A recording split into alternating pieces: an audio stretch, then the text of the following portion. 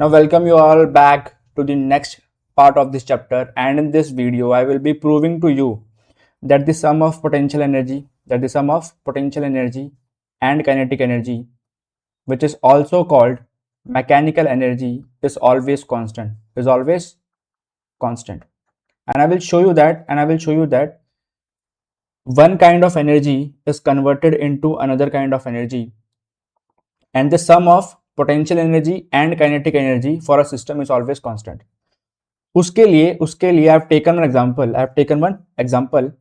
In this example, assume that this is a ball which is falling, right? This is a ball which is falling down from some height h. Let's say the height of the ball from which the ball is falling is h, right? So this is height h. Okay. Now when the ball is falling down, it is वो 3 points पर हो सकती है. This is the highest point. This is the highest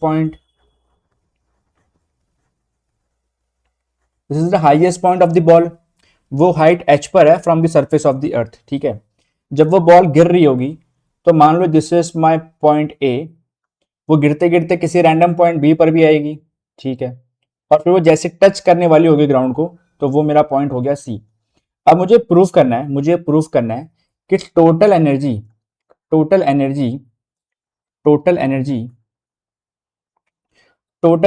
eight A is equals to total energy at B is equals to total energy at C. अगर मैं prove कर लेता हूं which is a constant, अगर मैं ये चीज प्रूव कर देता हूं तो I can prove that energy is conserved and energy is transmitted from one form to another. तो हम करेंगे क्या? तो हमने बोला कि एक बॉल है, वो हाइट h पर है from the surface of earth और whatever from this ground level. ठीक है. जहां पे h इक्वल टू 0 है. तो मैंने मान लिया कि from A to B let the distance be x. तो from b to c the distance will be h minus x. तो हम देखते हैं एट ए. पहले हम डिस्कस करते हैं कि ए पे क्या हो रहा है, राइट? और वो ऑब्जेक्ट एट रेस्ट है, उसको रिलीज किया गया. तो मैं कह सकता हूं initial velocity of the ball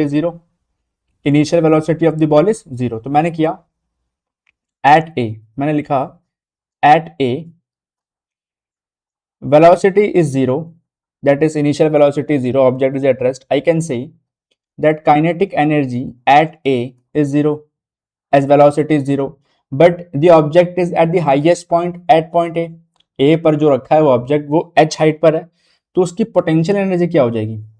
उसकी पोटेंशियल एनर्जी हो जाएगी mgh, mass of the ball, g is the acceleration due to gravity, and h is the height. So here I can say that total energy at A is the sum of kinetic energy and potential energy, which is equal to mgh. तो हमने ये prove किया कि at point A the total energy of the object is mgh. ठीक है. अब जब वो ऑब्जेक्ट मूव कर रहा है from A to B, when the object is moving from A to B, तो हमें ये पता है ए टू बी में क्या हो रहा है. ए टू बी में जो है ऑब्जेक्ट की इनिशियल वेलोसिटी तो 0 है. उसने कितना डिस्प्लेसमेंट कवर किया?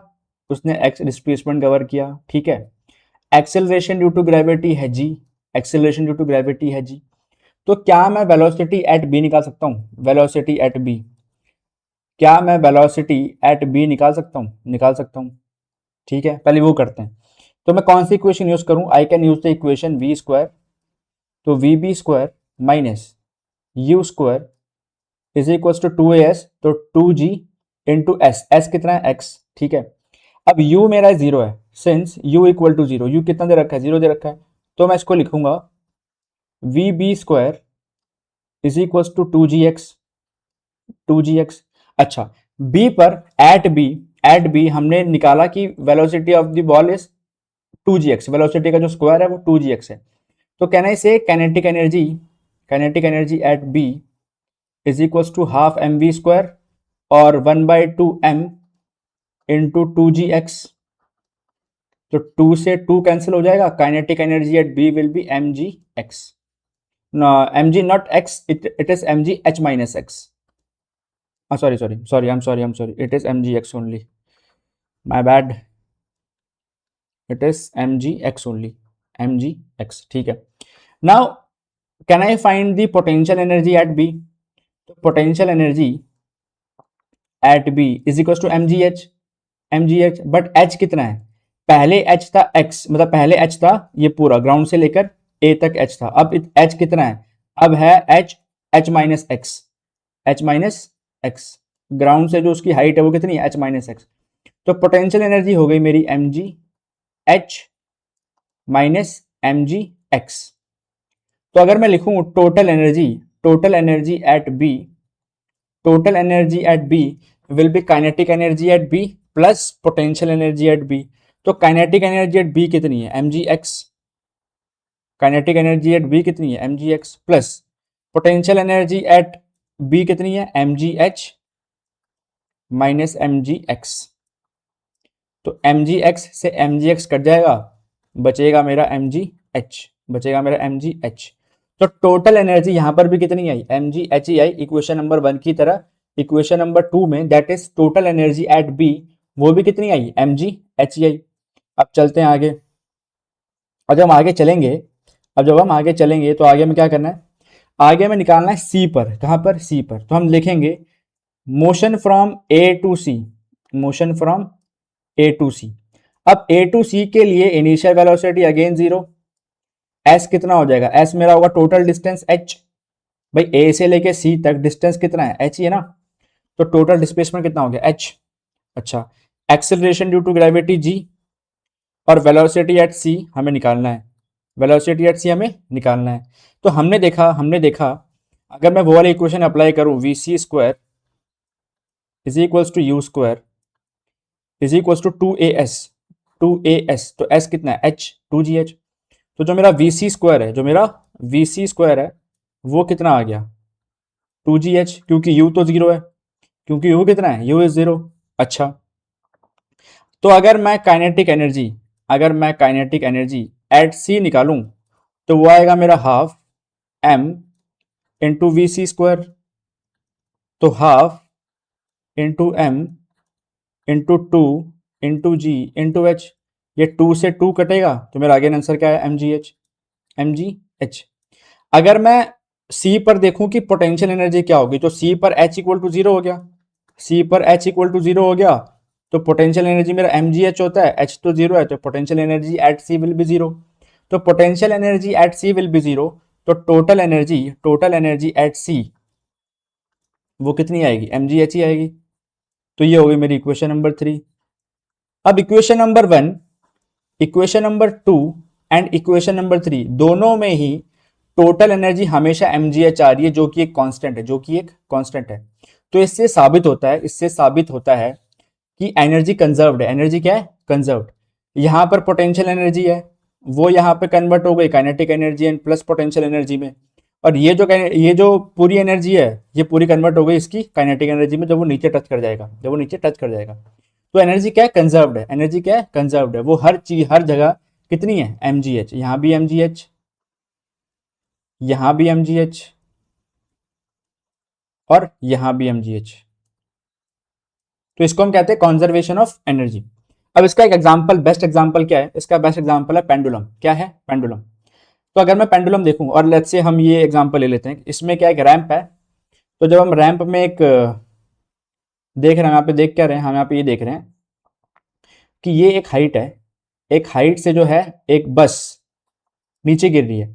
तो यहां पर इस बस के पास यहां पर प्योर पोटेंशियल है। क्या है? Pure potential energy. क्या है? Pure potential energy, pure potential energy. अब वो एनर्जी यहां पर आकर किस में कन्वर्ट हो रही है? काइनेटिक एनर्जी में कन्वर्ट हो रही है। और वो जब बस इसको धक्का दे रही है पेंडुलम को, तो वो उसकी पोटेंशियल एनर्जी में कन्वर्ट हो रही है, फिर काइनेटिक एनर्जी में, फिर ये वापस ऊपर जा रहा है, फिर पोटेंशियल से काइनेटिक, फिर पोटेंशियल, फिर काइनेटिक, फिर पोटेंशियल, फिर काइनेटिक। तो मतलब एक एनर्जी दूसरे फॉर्म की एनर्जी में कन्वर्ट हो रही है ना। जैसे हम ले एग्जाम्पल पेंडुलम का, तो हम पेंडुलम में देखते हैं कि ये मेरा मीन पोजीशन है ना, ये मेरा क्या है? जिसमें मैं मीन पोजीशन, जब पेंडुलम घूम नहीं रहा है, ये मेरा क्या है? मीन पोजीशन, जब पेंडुलम जो है घूम नहीं रहा है। और ये है, मान लो ये ए है, ये बी है और ये सी है। तो ए और सी क्या है, ए और सी मेरे एक्सट्रीम पोजीशन है। क्या है, एक्सट्रीम पोजीशंस। अब एक्सट्रीम पोजीशंस पर पेंडुलम का जो ये बॉब है जिसका मास है m, उसके पास सिर्फ पोटेंशियल एनर्जी है। और यहां पर क्या है, only at B only kinetic energy, at B only kinetic energy, and at A and C only potential energy, only potential energy. तो at A and C potential energy maximum है और at B kinetic energy maximum. तो एक बार देखेंगे, तो ये Bob ऐसे move कर रहा है, तो यहाँ पे पोटेंशियल फिर काइनेटिक मैक्सिमम, तो यहाँ पे मैक्सिमम स्पीड से मूव कर रहा है। तो यहाँ पे क्या है, काइनेटिक एनर्जी इस बॉल की क्या हो गई, मैक्सिमम। जैसी वो सी या ए पर होगा, उसके पास अगर हम देखें तो ये मेरी रेफरेंस लाइन है, इसको मान लेते हैं h इक्वल टू 0, और एक दूसरी लाइन है, ये जो हाइट है वो h है, वो क्या है, ये हाइट h। तो जब यहां से बॉल पास हो रही है ना, तो उसके पास काइनेटिक एनर्जी है, वो भी मैक्सिमम वाली। जैसी बॉल ऊपर जाएगी तो उसकी हाइट इंक्रीज हो रही है, और जैसी उसकी हाइट h हो जाएगी तो वहां पर उसके पास होगी पोटेंशियल एनर्जी, जो कि उसकी मैक्सिमम पोटेंशियल एनर्जी होगी। तो उसकी जो एनर्जी है वो कन्वर्ट हो रही है पोटेंशियल से काइनेटिक, फिर पोटेंशियल, फिर काइनेटिक, फिर पोटेंशियल, फिर काइनेटिक। तो मतलब कहने का ये है कि वो जो पेंडुलम जो बॉब है, जो ये लड़का रखे बॉल, वो जब वो पेंडुलम कर रही है, ऑसिलेट कर रही है, तो उसकी एनर्जी ट्रांसफर हो रही है एक फॉर्म से another form, one form to another form. So this is called conservation of energy, which is an important topic to understand. Physics में काफी इंपॉर्टेंस का इंपॉर्टेंस है, उसको समझना बड़ा इंपॉर्टेंट है, ठीक है, क्योंकि एनर्जी कंसिडरेशन ही हम देखते हैं फिजिक्स में। तो in the next part we will be solving all the numericals. I hope you must have liked this video. Kindly share this video and subscribe to this channel. Thanks a lot and keep learning.